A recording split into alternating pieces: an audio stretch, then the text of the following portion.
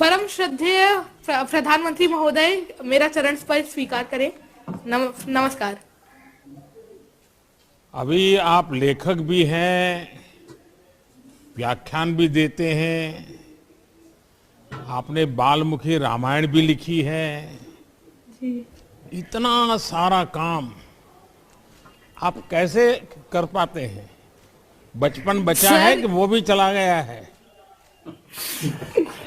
Sir, ये सब भगवान श्री राम का आशीर्वाद है कि मैं इतना सब कर पा रहा हूँ, क्योंकि सर गीता में ही लिखा है 7वां अध्याय 8वां श्लोक की रसोहम पशु कौन्तेय प्रभास्मि शशि सूर्यो प्रणव सर्ववेदेषु शब्द खे पौरुषम रशु, यानी कि मनुष्य में जो सामर्थ्य है वह मैं हूँ। सो इसीलिए ही मैं मानता हूँ कि यह सब भगवान का ही आशीर्वाद है, और यह मेरे माता पिता, सारे परिजन और सारे चाहने वालों के आशीर्वाद की वजह से ही मैं कर्मठता से यह सारी चीजें कर पाता हूँ। अच्छा, ये बताइए अभी कि रामायण में के संबंध में लिखने का ख्याल आपको सबसे पहले कब और कैसे आया? सर, इसकी प्रेरणा स्रोत भी कहीं ना कहीं आप ही रहे हैं। लॉकडाउन 2020 में जब हम सभी लोग, खासकर हम बच्चे, पूरी तरीके से हताश हो गए थे, तब आपने टीवी पर रामायण प्रसारित करवाई, और जब मैंने रामायण देखी तो मैं रामायण से बहुत ज्यादा इंस्पायर हुआ, क्योंकि कहा जाता है knowledge is better caught not taught. मैंने पहले भी रामायण का श्रवण किया था, पठन किया था, परंतु जब मैंने रामायण को देखा तब मुझे लगा कि भगवान श्री राम का चरित्र आजकल हम बच्चे भूलते जा रहे हैं। सो इसीलिए ही मैंने यह बाल्मीकि रामायण 250 छंदों में लिखी, ताकि भगवान श्री राम ने रामायण के थ्रू जो आदर्श स्थापित किए हैं, जैसे कि रेस्पेक्ट, आजकल हम लोग पेशेंस बहुत ज्यादा खो देते हैं, तो पेशेंस, ओबीडियंस, तो ऐसे सारे आदर्श हम बच्चे इस रामायण से सीख सकते हैं, अपने जीवन में उतारकर एक आदर्श जीवन जी सकते हैं। और मैंने इस रामायण को 10 भागों में बांटा है। अगर आपकी आज्ञा हो तो इसके पहले भाग राम जन्म के कुछ छंद मैं आपके सामने प्रस्तुत करना चाहूंगा। सुनाइए। बिल्कुल, वह छंद ऐसे है। देवनान किए विनती जब हरिजन में मां धरती पर, तब दशरथ के घर उत्सव आया, अवधपुरी में उल्लास था छाया। अवधराज के 4 दुलारे, राम लखन भरत शत्रुघ्न प्यारे, चारों कुमार अवध के प्राण, धीर वीर ज्ञानी बलवान। बहुत बहुत धन्यवाद सर। अच्छा, अभी आप रामायण में डूब गए, पिछले लॉकडाउन का आपने उपयोग कर लिया। रामायण में वो कौन सा पात्र है, कौन सा चरित्र है जो आप पर बहुत ही प्रभावी है, आप पर, आपकी उसके प्रति श्रद्धा बन गई है?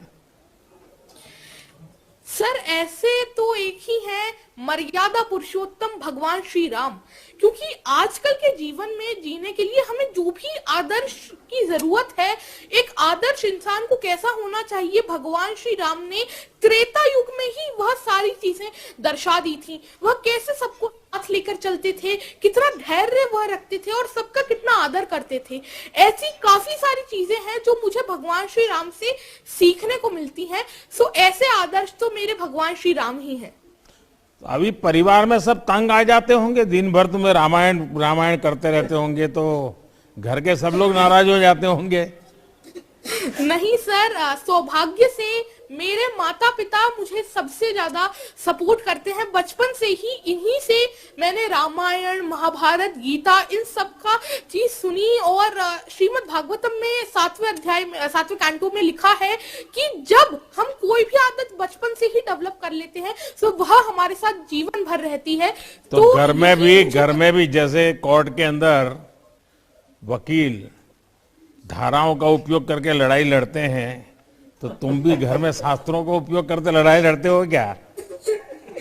नहीं सर, शास्त्रों का तो मैं जरूर ही उपयोग करता हूँ, परंतु मैं बच्चों को सिखाने में इनका उपयोग करता हूँ। मेरे मिशन संस्कार और शिक्षा के अंतर्गत मैं बच्चों को भारतीय शास्त्रों, भारतीय कल्चर के बारे में बताता हूँ, और यह बताता हूँ कि कैसे हमारा जो भारतीय कल्चर है कितना ग्लोरियस है, कितना रिच है वह, और हम कितने आगे हैं। क्या अभी ये मध्य प्रदेश के पानी में ही कोई विशेषता है क्या, इस प्रकार के बच्चे तैयार होते हैं?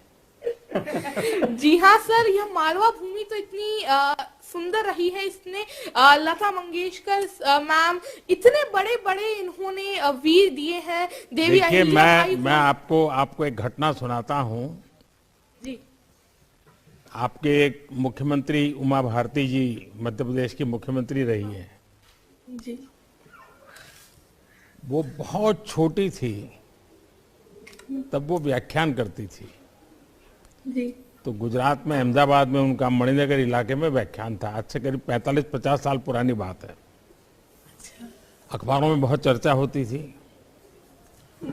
तो हम भी सुनने के लिए चले गए। और मैं हैरान था, उतनी छोटी उम्र में जिस प्रकार से वो धारा प्रवाह वक्तव्य देती थी, जिस प्रकार से शास्त्रों का बहुत ही सटीक रूप में उल्लेख करती थी, संस्कृत बोल लेती थी, चौपाइयाँ गा लेती थी और अपनी बचपना की हरकतें भी करती थी मंच पे बैठे बैठे। मैं बहुत प्रभावित हुआ था। बहुत बहुत बहुत साल पहले की बात है, तब उनकी आयु बहुत छोटी थी। तो मुझे लगा कि शायद मध्य प्रदेश में ये कुछ ताकत ऐसी है कि सब इसी प्रकार के विद्वान लोग बचपन में ही तैयार हो जाते हैं। चलिए, आपके माताजी पिताजी को भी मैं प्रणाम करता हूं, ताकि उन्होंने आपको संस्कारित किया, आपको एक नई ऊर्जा दी। और बहुत कम माँ बाप होते हैं जो इस प्रकार के काम में बच्चे को जाने दे, वरना रोक लेंगे। देखिए, आपकी उम्र और आपका काम इस बात को साबित करते हैं कि बड़े काम करने के लिए कोई उम्र छोटी नहीं होती है। आप सिर्फ बच्चों के लिए नहीं, पूरे समाज के लिए एक प्रेरणा है। आप जो भी करें पूरा मन लगाकर करें, इस सोच के साथ करें कि मेरा काम देश को कैसे लाभ पहुंचा रहा है। पद, प्रतिष्ठा, आपकी उपलब्धियां भी कभी कभी आप पर दबाव बनाती है। किसी भी चीज का दबाव खुद पर न आने दे। आपको आने वाले जीवन के लिए बहुत बहुत शुभकामनाएं। बहुत बहुत धन्यवाद सर। आप ना आशीष हमेशा मुझ पे बनाए रखें।